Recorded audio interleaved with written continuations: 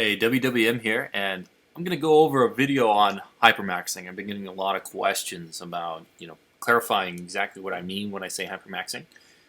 So, the gist of hypermax is that you focus on one resource only.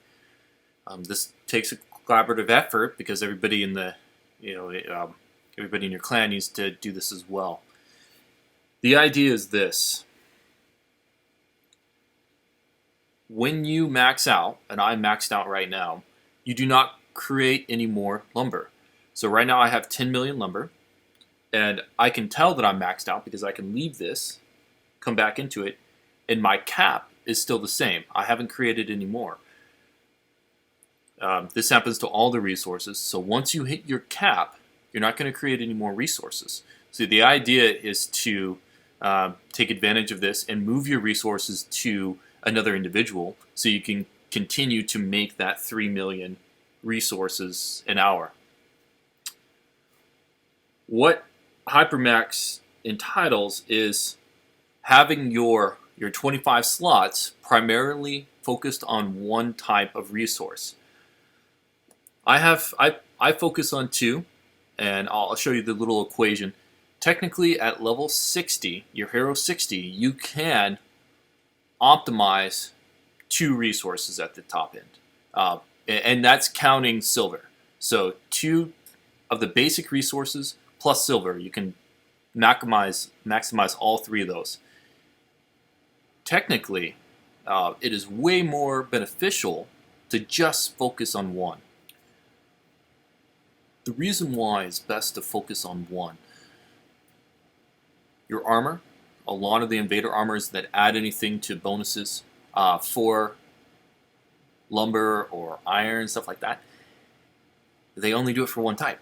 So if you put all your invader armor and you put it all towards lumber, you're going to maximize the amount of lumber that you make.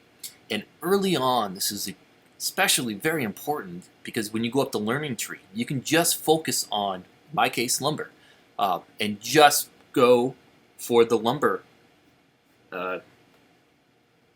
woodworking, and just do that and forget about the other ones because you don't need them.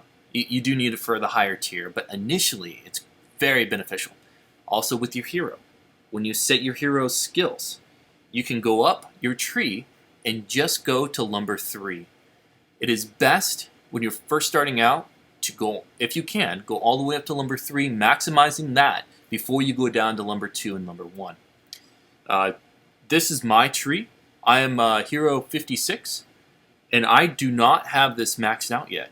I am still missing, technically, to be maxed out, I would need hero production 2 to be maxed, and I am 47 points shy of that. I'm guessing I will need 3 more levels, so before I'll need to be 59 before I can truly be at my full potential for resource making.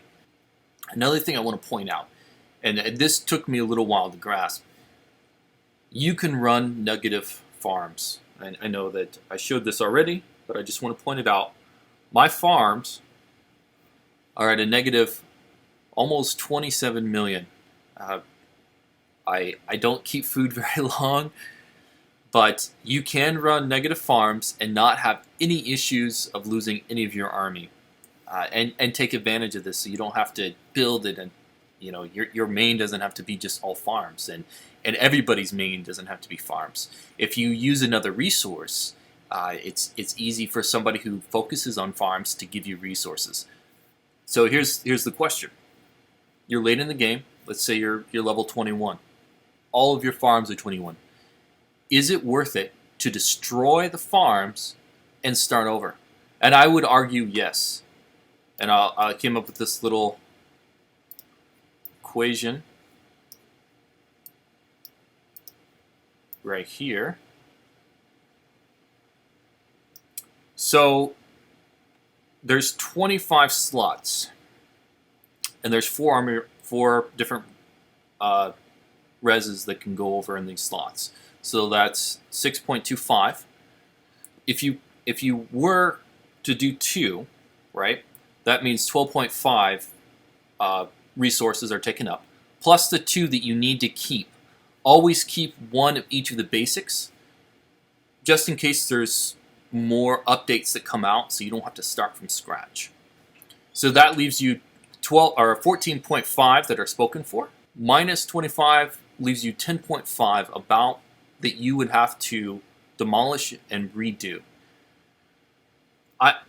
In my opinion, it's worth it to take the 10 that you would have to redo and redo those.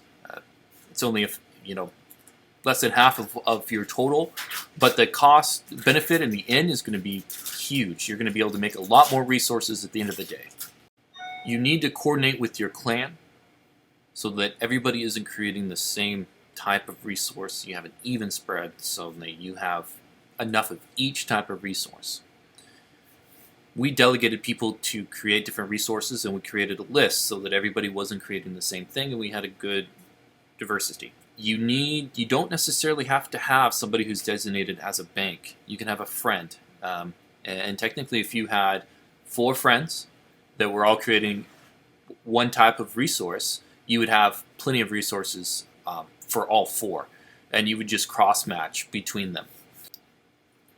The way that we do it is that we have one individual who agreed to be online a lot. We make requests in-game and also with the Line app for resources. They send the request, and then the resources are given within the hour, typically. So, usually even faster. If they're not on, you just send a request in-game on the chat, and people that are hypermatched in those type of resources are going to have plenty, and they'll send them to the individual. A lot of times they'll offer them before they send it to the bank. So with Invader gear, I just want to point this out quickly. And I'm going to use this one as an example. The Canine Eye. The Canine Eye is a plus 67.5% on lumber production. If you had a perfect division of all the resource types in 25 slots, you would only have 6.25 lumber mills. But if you have primarily all lumber, what this one item does is it essentially increases all of your production by 67.5%, which is huge. And then you can have 2 of these. And then everything that focuses on lumbers, it is essentially increasing all of your production within your kingdom. And as a whole, as a clan, this is so powerful. All of the younger players, all of the lower accounts can all do this, and you're just maximizing you're creating so many more resources within your clan. Each type of resource has a different cost and how much it produces. I'll show you what I mean. So a farm is the highest. This is a level 25 farm, and you can see that it produces 17,000 at that rate. Versus stone and wood are the same. They're both gonna, in this case, it's only 13.6. Doesn't seem like a big difference, but when you times that by how many farms that you have, it adds up. Another thing is that farms, the food, it is easier, it's cheaper time-wise to create. So you create more of it, and it's cheaper. The worst is going to be iron. So iron is going to be the most expensive, not only to level, but it's also going to give you the least amount of production. Typically, though, the majority of the items, either the knowledge or troops that you build take less iron to make, but you just keep that in mind. So that's it. That's hypermaxing in a nutshell. One more thing I want to point out really quickly, and I've showed this before, but I want to show it again. Individual. So right now in my 10, I have produced 4 billion resources, and I'm pretty diligent about transferring my resources. I purposely capped mine out this time just so I could show you what a cap looks like.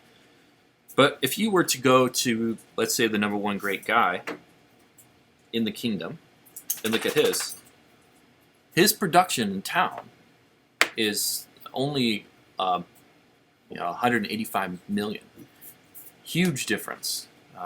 Obviously, he's pillaged untolds, but his account also is almost 2 years old, versus my account I've only been playing for about 3 months.